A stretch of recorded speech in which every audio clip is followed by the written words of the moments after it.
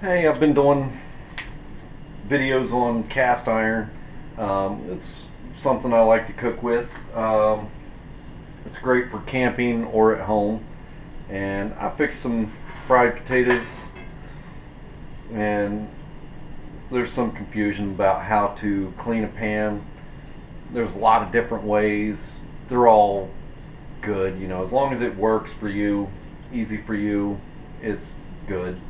Um, but I got the frying pan. Now I went ahead and took the spatula and I've scraped out a lot of the remnants that are on it. I probably let it set too long before I tried to clean it. The quicker the better. And well, we're gonna just go from here. So basically I'm gonna knock that into the trash.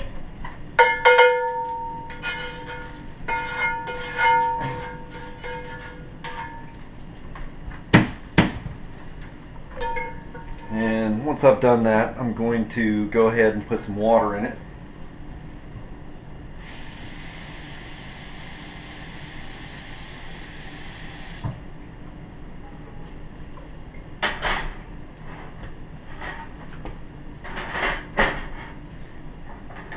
Try to level off my burner. Got the wrong size reflectors in there, so I'm going to go ahead and turn that on high. Let it heat up. Basically what I'm trying to do is soften up some of the stuff that may be still stuck on there. It's pretty common with potatoes or eggs or stuff like that. But a little water, let it heat up and it'll soften it up, and then you can wash it right out. A lot of people think you can just scrape it and oil it down, and they do that and have results. I just do it this way because I can. Typically I'll do this like right after I cook. That way everything's still soft. One thing about cooking with cast iron, just cook it with a little lower heat, a little lower and a little slower, and it'll do well for you. This isn't McDonald's.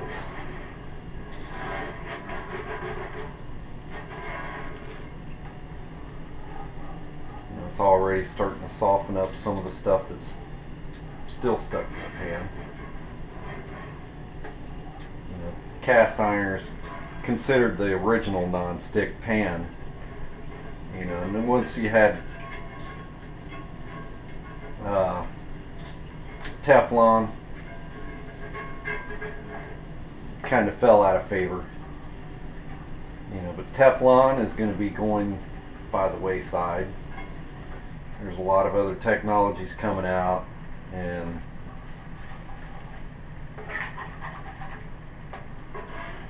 by about 2015, I think they're planning to phase out Teflon.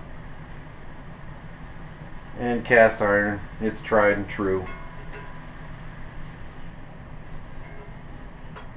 I like it because you can put it in a fire. It's not going to go in your bug out bag, but that's fine with me. Okay. Got it nice and hot. Just come over here to the sink. Let me jockey the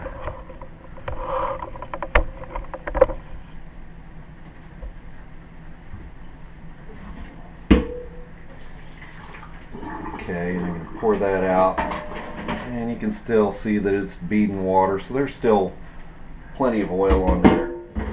A lot of people say not to use soap, but if you're in a restaurant situation, health code dictates that you will use soap, and that's kind of my default. And I've done this a million times. It doesn't hurt it. A little soap, a little scrub. I'm using double-sided sponge. It's got the more aggressive side. So just gave it a little scrub. You know, if it's good and seasoned, you know, most of that'll just come right out.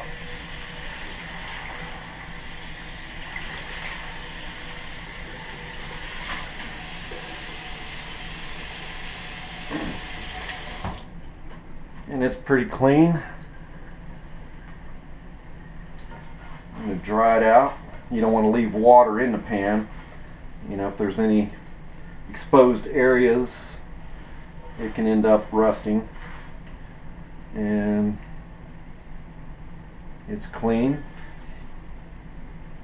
So now we will take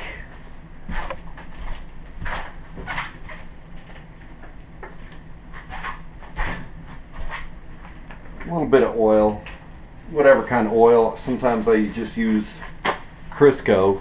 Crisco is what I basically start out with, but you can use pretty much any oil.